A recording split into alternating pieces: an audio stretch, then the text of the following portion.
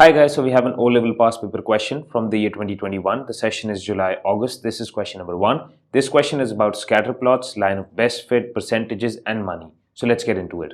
The question reads, one day 12 employees in an office record the distance they drove to work and the time it took. The table shows the distances in kilometers and the times in minutes. This is the table that they are talking about. The first part says on the grid complete the scatter diagram. The first 6 points have been plotted for you. Okay, so we start plotting from this point right here. So let's do that. Where is 35 and 40? So first we mark 35, it is going to be on this line over here. If I extend this line all the way to this point, 40 is going to be over here. Let me remove this so that it's visible. Okay, the next point is 20 and 29. 20 is this line, 29 is going to be over here. That was simple.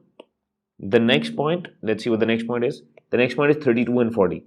So 32 is on this line over here. If I go straight up, 40 is going to be over here. So you draw 32 and 40. That's right. Okay, let's move to the next point. The next point is 35 and 48. 35 and 48 is supposed to be on this line, and 48 is going to be 2 units below 50 right there. Okay, the next point is 22 and 33. 22 is on this line over here. If you go up, 33 is 1, 2, 3 over here. And the next point is 39 and 46. So 39 is on this line. If you go straight up, this is where 40 is. 1, 2, 3, 4, 5, 6. 46 is going to be right there. Okay, so our scatter diagram is complete. We just got 2 marks. The next part says, what type of correlation does the scatter diagram show? So as you can see, the points are going from the left to the right, they're going upwards. So this is a positive correlation. Okay. The next part says, draw a line of best fit on the scatter diagram. So what do we do? How do we draw a line of best fit? The first rule to draw the line of best fit is to draw a straight line over here. Okay. And divide the numbers of these scatter plots equally amongst each other. So let's see. If I draw a line that goes like this, one second. If I draw a line that goes like this, it will divide the number of scatter plots like these points on the grid equally. Let's see. 1, 2, 3, 4, 5. 1, 2, 3, 4, 5. Okay, we have equal points on the left and the right. The next part says another employee drove a distance of 30 kilometers to work. Use your line of best fit to estimate how many minutes they took. So they drove 30 kilometers to work. That means you draw a vertical line at 30 over here, just like this, and then extend this line to this point right here on the y-axis. And the number of minutes that they took is approximately 40 minutes. The next part says there are 150 employees at the company. The table shows the distances in kilometers each employee travels to work. The distance is the values over here and the frequency is over here. Part 1 says calculate the percentage of employees who travel more than 25 kilometers to work. So let's see how many there are who are more than 25. So we have 36 and we have 19. Let's add the two.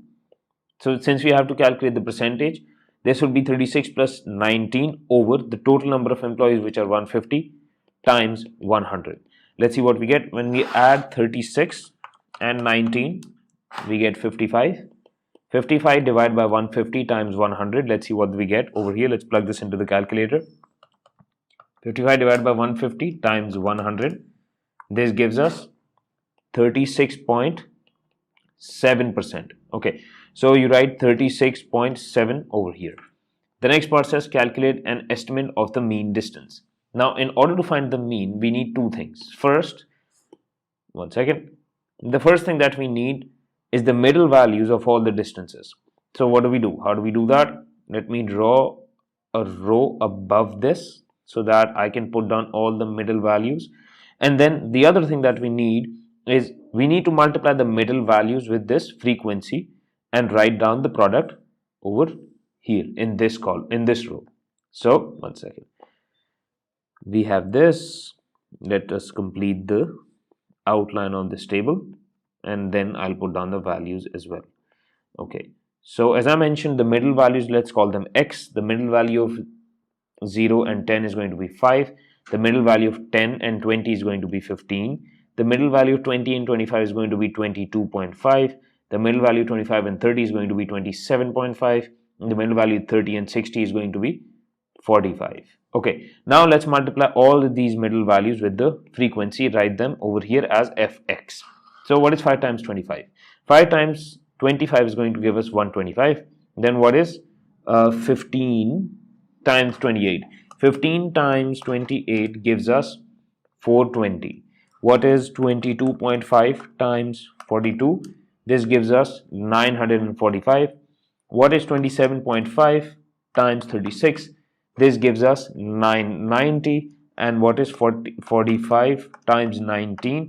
This gives us 855. Okay, the next thing that we need to do in order to find the mean is we need to find the sum of the values of fx and divide that by the sum of the frequency. So let's see. We add 125 and 420 and 945, 990 and 855, and we divide all of this by 150. When we add all of these numbers, let's see what we get. 125 plus 420 plus 945 plus 990.